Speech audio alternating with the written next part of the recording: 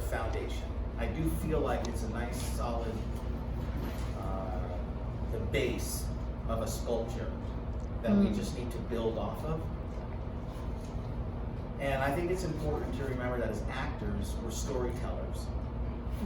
You know, and part of your job, aside, in my opinion, aside from being believable and honest, is abiding by, you know, what frequently seems to happen when we watch an entertaining, really good show. And so, for example, if you look, and I've talked about this before, but if you look at a really, great movie, it kind of heads somewhere to a peak. It has a beginning, middle, and an ending, okay? Now, it's important that, let's say we have a whole bunch of scenes, and within this arc, we have a whole bunch of little scenes that have their own little beginning, middles, and endings. And we need to figure out where we are on that huge arc so we kind of know where we start, because obviously if I'm starting, 75% into the film, my intensity that I'm going to start with is way up here compared to here. Even though this has its own little beginning, middle, and ending, I'm way up here.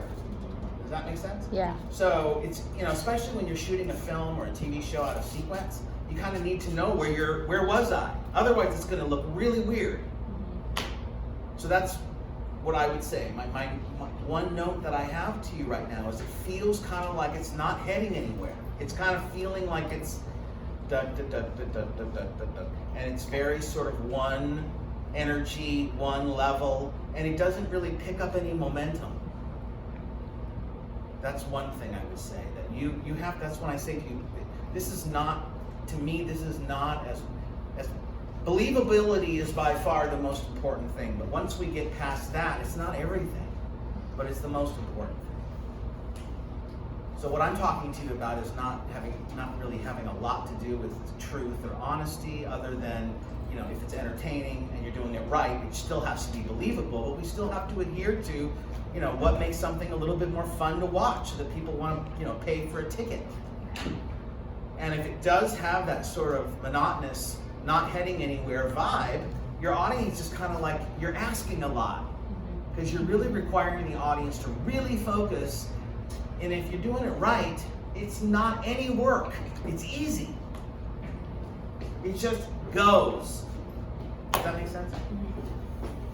So that's the first thing I would say, is I want you guys, when you're thinking about the scene, I want you to give it that. I want it to head somewhere so that when you leave at the end, Gabby, you have to leave, because there's so much heat here and there's so much pressure. I might also suggest that you give yourself a playing area, because right now you have this huge room, and this has to have a very claustrophobic feel to it.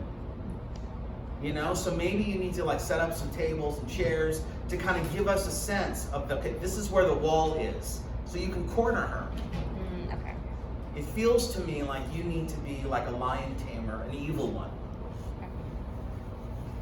And you are whipping her, and she's trying to get out.